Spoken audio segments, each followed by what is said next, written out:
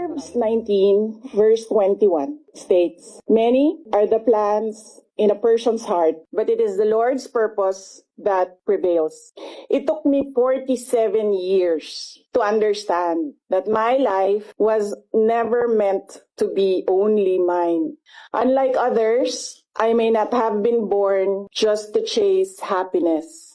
For a long time, I questioned the weight of responsibility to my family, to my country, to everyone who called on me. Today, I have peacefully accepted that my life is unlike any other.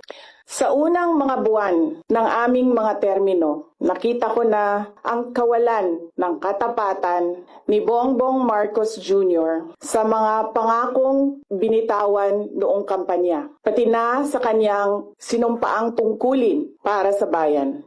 Dahil hindi ko kinaya na maging bahagi ng 2025 national budget na tadtad ng katiwalian, pinili kong umalis sa kabinete. Kahit alam ko na mula pa noong 2023 na ang magiging kapalit ay ang aking impeachment.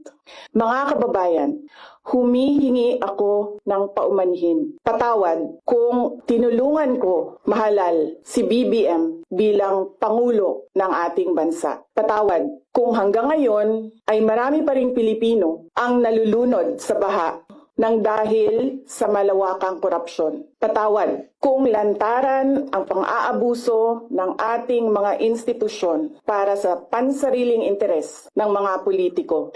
Patawad kung patuloy ang pagtaas ng presyo ng mga pangunahing bilihin habang nananatiling kapos ang kita ng bawat pamilya. Patawad kung wala man lang tayong tunay na seguridad sa pagkain.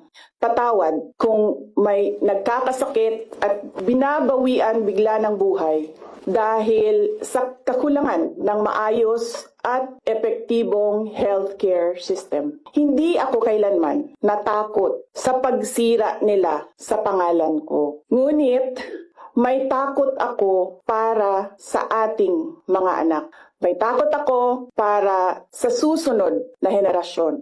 May takot ako para sa mga kababayan nating walang bahay sa ibang bansa. Walang pangalawang pasaporte, walang ibang matatakbuhan, kundi ang Pilipinas. Kahit ito'y patuloy na nalulugmok sa kahirapan.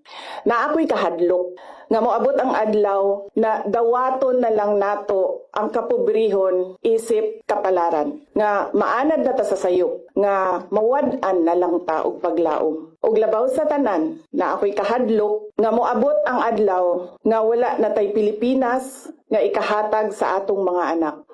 I cannot kneel before each and every Filipino to beg for forgiveness. Instead, I offer my life, my strength, and my future in the service of our nation. Mga kababayan, ibalik natin ang tapang at malasakit para sa Diyos, sa bayan, at para sa bawat pamilyang Pilipino. Ako si Sara Duterte, tatakbo bilang Pangulo ng Pilipinas. Syukran.